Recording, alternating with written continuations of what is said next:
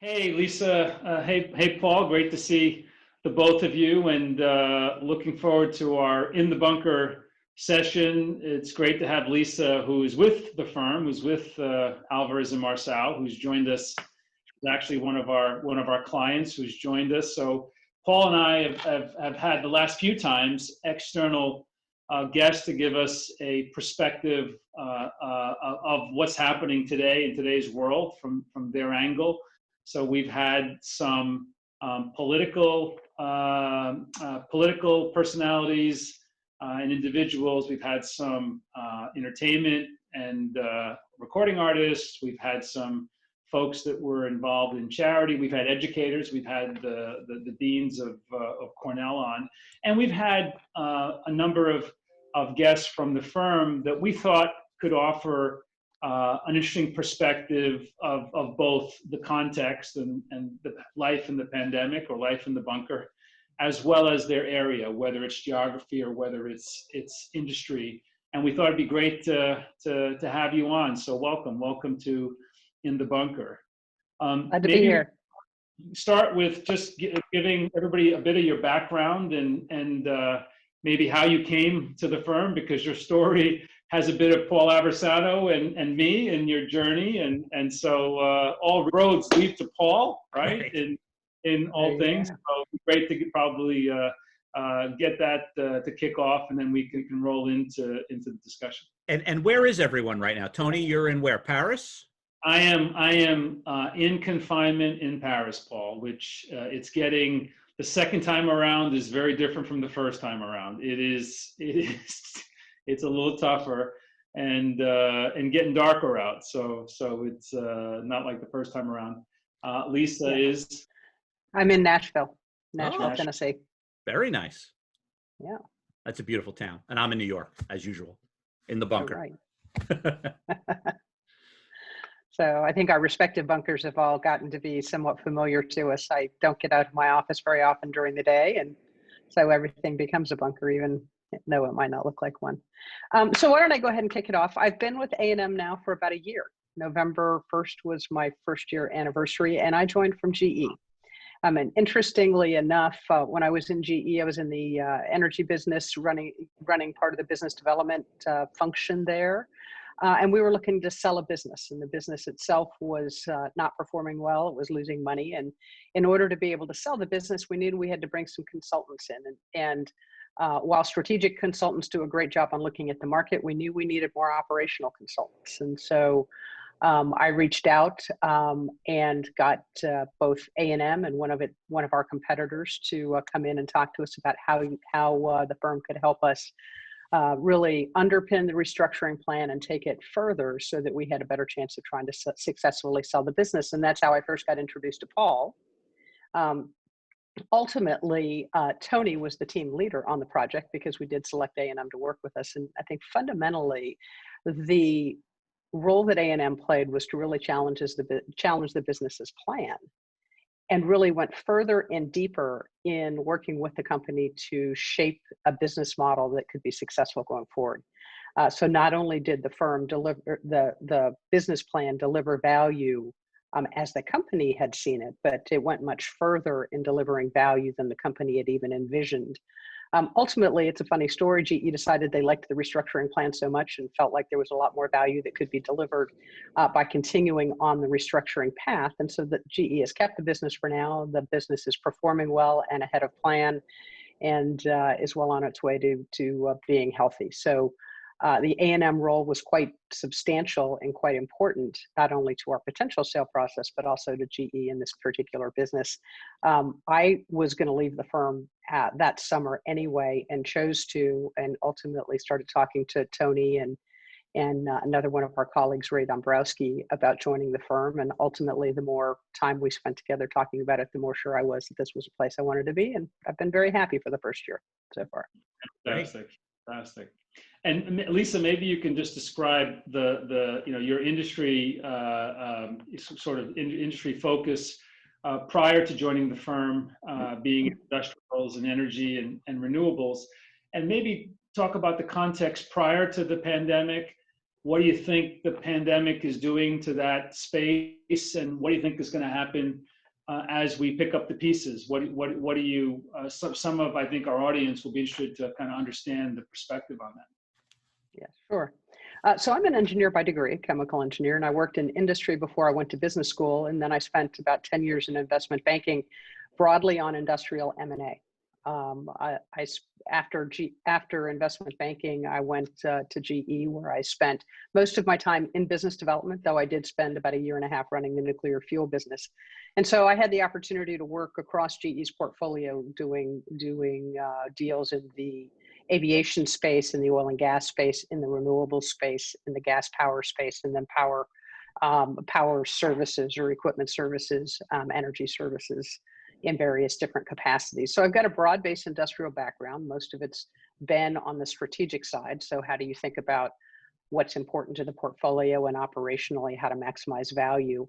And as I said, I spent time running the nuclear fuel business in a true operating role. And I also spent 4 years in China working with GE on how to think about business development strategically in China. And so it was a great and broad-based perspective.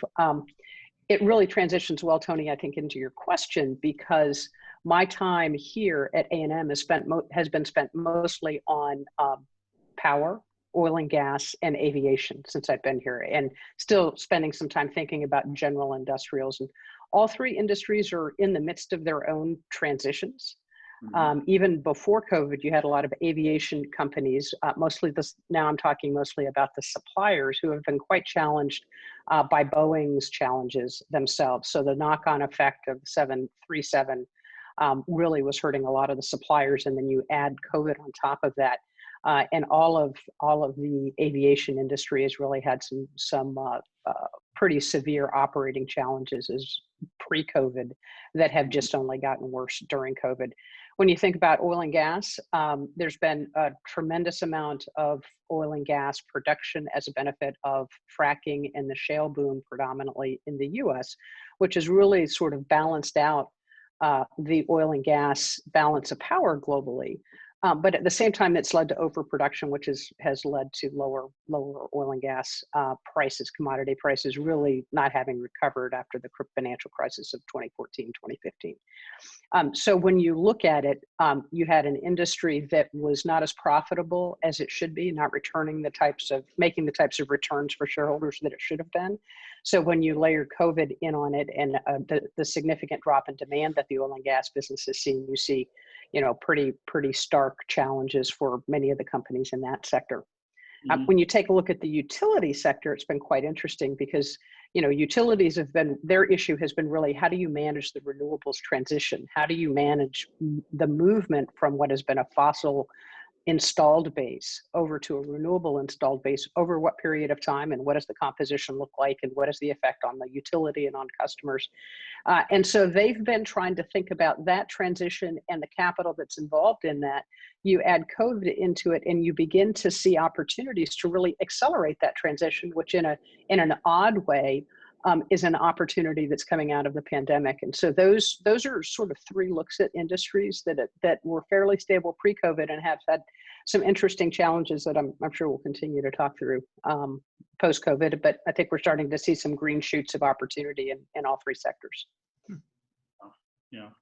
The other question I had, follow-up question to that is, from the optic now of sort of within the A&M lens, and as we look at, do you think that now that you're in A&M, are we looking at industries in the way that you would look at industries prior to A&M? Do you think that everybody looks at industries the same way, or do we have a particular way of looking at something that is unique or can be improved?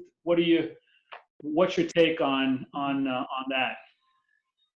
It's an interesting question. I think that in general, when A&M gets into a company, the fresh set of eyes that A&M brings in asking questions about why does a business do what it's doing? Why are you selling what you're selling? At what price?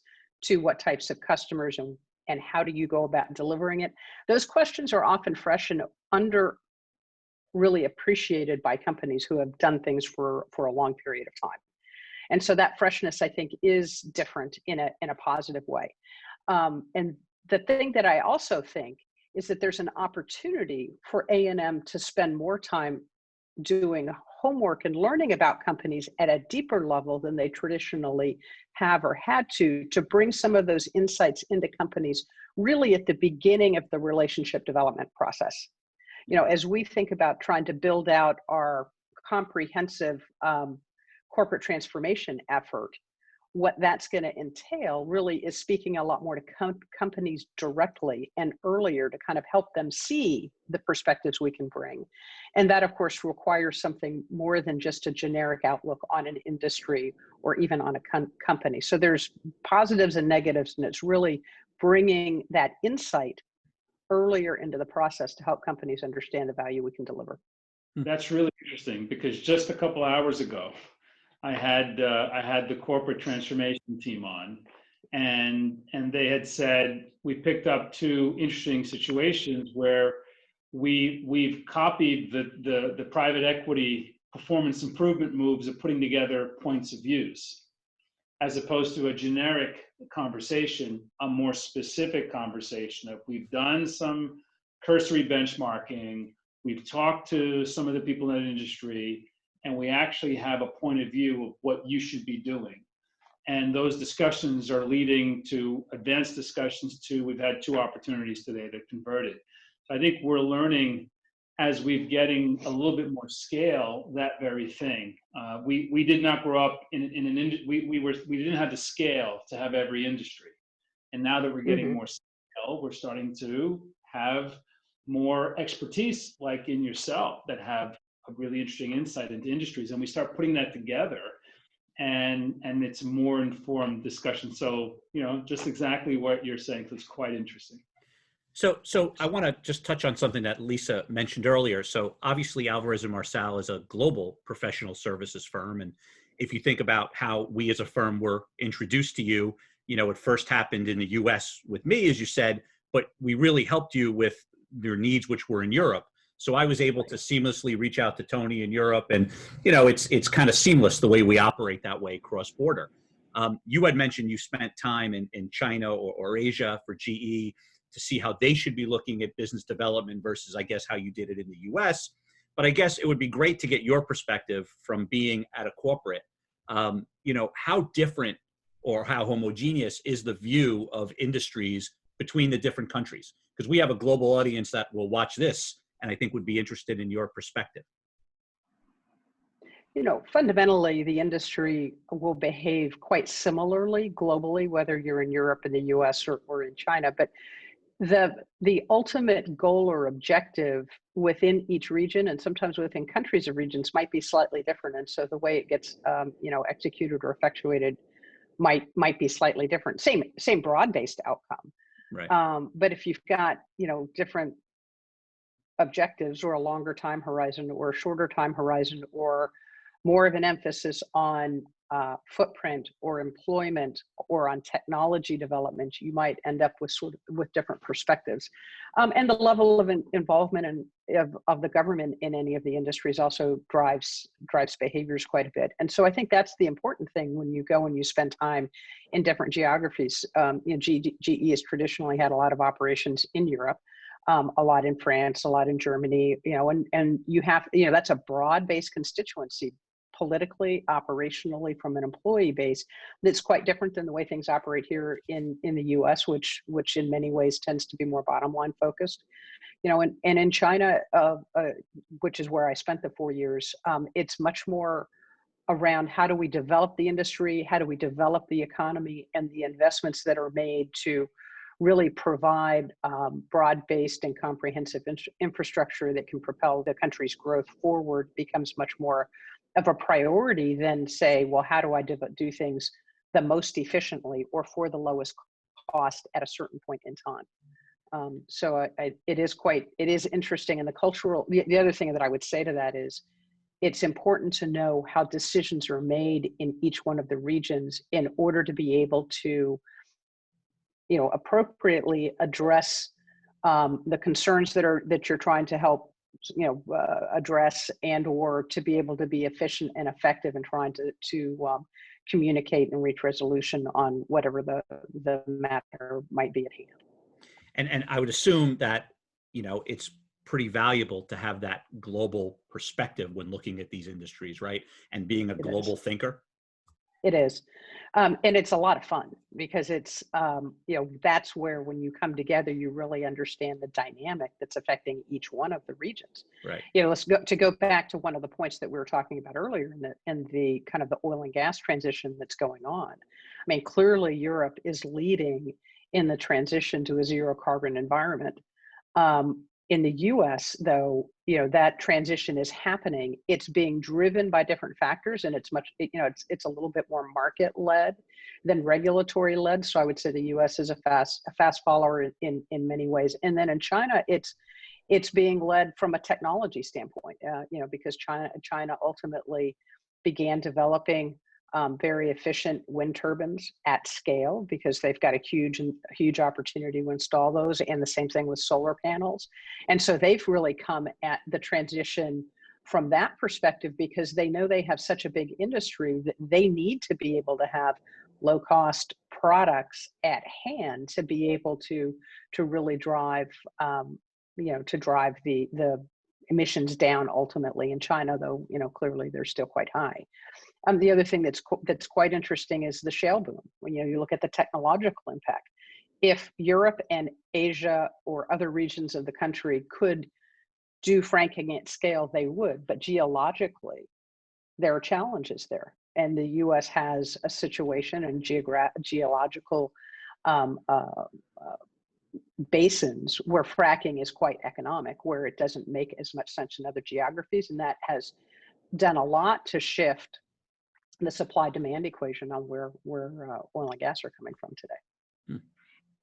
So it's easier for Europe to be, carbon-free because it's tougher for them to get at some of this stuff in terms of their structure. Where in the U.S. politically, it's more complicated because yes, there's part of the country that wants to indeed go green, and there's the other part of the country where economically that would be painful because they can still get at stuff. I think we're gonna see some very interesting what's going to happen within an energy context in the U.S. and what's going to happen with the China relationship, with the potential reset, so that's going to be two areas where you've had a really interesting perspective.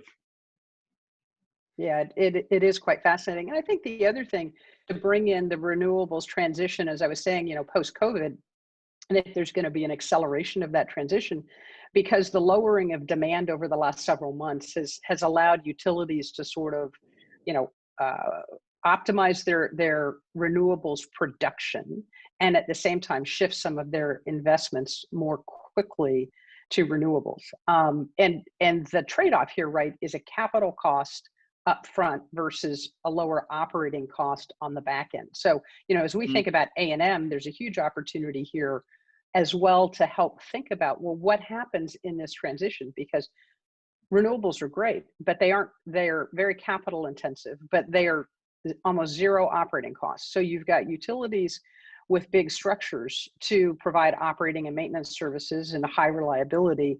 And that absolutely has to continue to be key during the transition, but ultimately their footprint and their workforce is going to look quite different in 10 or 15 years when renewables is the predominant form of installed base that they currently deal with. And so you look at that sort of transition, and that's one of the reasons why it's more prominent, I think, in the U.S. as well, because it's quite large scale, and the industries that are fossil related employ quite a lot of people, and so it's not quite as easy to say we want to be zero carbon until you also understand, well, how do you address what the workforce and the business issues and implications are through this transition? And people are starting to get their heads around how to think about it and how to manage it. But that's as much of the challenge. It's less about people saying, well, I don't want to be green, or I don't want to have, renewables as a larger portion of the portfolio. That's a lot of the complication that many companies are having to manage through. That's really interesting. So I have a question, Lisa. I would love to get your perspective, and I don't know how well versed you are in the Middle East when it comes to oil production, but As you know, A&M has a business there in Dubai, in Riyadh, in Saudi Arabia, and we're building that business. And, I've spent some time over there. Tony spent some time over there. One of the trends we've been seeing over the last couple of years, due to the price of oil dropping, these, oil-rich countries are now looking to need to diversify away from oil revenues in the region.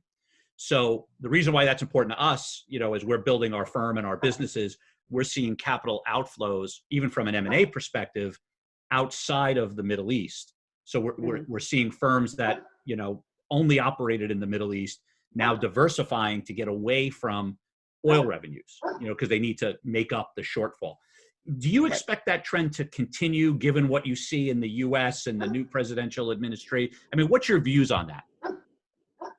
So I've got limited exposure to the Middle East, just to sort of qualify my comments, but I do expect that to be the case because the Middle East has been trying to diversify even before, even before the last 3 to 5 years, if you will. And it's as much a part of trying to bring technology and opportunity to the countries and to their relatively young population as it is trying to manage not overproducing oil and gas when commodity prices are low.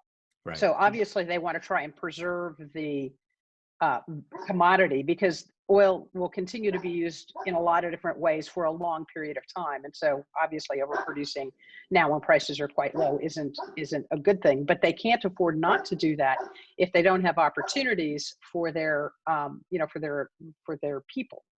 And that's in part a budgetary issue as well, because it constrains how much capital they can give back to the population. So, I do know for a fact that, when I was at GE was spending a lot of time looking at what technologies and what, training and opportunities could be put into the region to help, one, address the service levels that need to be met, and two, to help the countries address some of those issues. And so a lot of the investments that Saudi Arabia would be making outside, or not Saudi, but in the Middle East more generally, but just to use them as an example, would also be to bring back technology and opportunity for their country. So no, it makes sense. And what originally, I know the last time I was in the region, I saw a bunch of Tesla dealerships, and I said, well, that can't be good. Yes. But technology is. That's a transformation at a regional scale. So we transform companies. Those regions are going through a massive transformation, and credit to them, and credit to the way they're going about it. I know that last couple of weeks we were approached to be given extremely attractive financial incentives to open up new offices in other locations, because they're trying to attract professionals to be able to seed the business, to have industries that are built that need professionals like us. I found that was really, really interesting, that we're being incentivized financially to move to those regions. So they're serious about it. This is not. Well, I would even take it a step further. We've seen situations, M&A activity, where some of the sovereign wealth funds in the Middle East are making investments in technology companies outside of the region. And part of the transaction is contingent on those businesses relocating to the region. Exactly. So your point is well taken. And you look at the workforce in the region, it's exceptionally well educated. Yeah. So that, to bring in professional services and to provide that as a feeding ground for new talent benefits both the region and benefits us, because we need a global workforce that understands what's going on, in these countries at a deeper level. And I know we look for that as a talent matter. The interesting thing about the region is it needs financial independence or accounting independence and certification, because those regions never really had the need for that level of scrutiny, of adherence. And so what we're also seeing at the same time is as the economies tilt away from, you produce oil, and the level of oversight and scrutiny is you're producing a commodity, right? And as you move into other and diversifying other businesses, we're seeing that it's not ready yet on that side. And some of the cases that we've had have been on the back of that. So I think there's a couple of interesting, challenges going on. I was going to next ask, how has the COVID affected, the way you work? And we heard the dog in the background. we already got Sorry that about that. And then, Yeah. no, it's great. It's real, right? Love dogs. My son came the other day and was asking, Dad, can you stop your video because I need some popcorn? And my daughter came in the prior meeting, and everybody kind of waved at her, and now we know who your daughter is, and it's the reality of the new normal, right? It is. It indeed is. What kind of dog is it? So I have to ask. It sounds large and ferocious. Large, ferocious is questionable. I have 2 German Shepherds. Oh, okay. Yeah, Okay. Liberty I was and close. Gracie. Yeah, exactly. But you look like you're in control of them. You're able to manage, and you stop the barking there. So. Oh, I didn't. He finally realized that I wasn't going to open the door. Is the only thing that stopped his barking. No, they're good dogs. They're generally well behaved, but they don't like to be locked away. It's interesting because you'd never, like your kids, you spend so much more time with your kids now because you're home all the time. Well, I spend a lot more time with these dogs, and so they're not accustomed to not being able to be wherever I am, and that, they're spoiled that way, which is a good thing. And you can't lock the kids up either, so No, you can't. Exactly. So they get to come and go as they please. Right. Yeah. Michael's looking for my cell phone now. He knows how to operate my cell phone, but I haven't given him my code. So he brings the phone to my face and says, "Dad, I need your face for a second," and then unlock. It's one last question for Lisa. So how many years were you at GE before you joined A&M? I was there 14 years. 14 years. Yeah. How was it making the shift? I guess there's really 2 shifts for you, going from corporate to then professional services after 14 years. Now you were in investment banking, so there's, you do have some of that. Yeah. But how was that shift? And then, you probably weren't with A&M that long before we got locked down into COVID, right? So how has it been for you coping with a lot of change? Yeah. The going back to professional services, I was really looking forward to the opportunity to do that. I liked being in professional services. I liked my time in GE and in a corporate. And really, the way business development functions in GE, a lot of it is like professional services because you're working with the individual businesses to try to help them solve problems. Is it grow? Is it shrink? Is it think strategically about what the portfolio looks like? So it was quasi-professional services, but really all for the same customer, if you will, same client. So going back and spending more time in the industries now with a different set of clients and with a different set of colleagues is nice because I think it's just a refreshing, broader based, externally focused look at things. But then I think the advantage that I bring into A&M is the ability to go deep and understand how clients really think about things and what they really do and where they're really sensitive. And so I do think it's a little bit of the best of both worlds.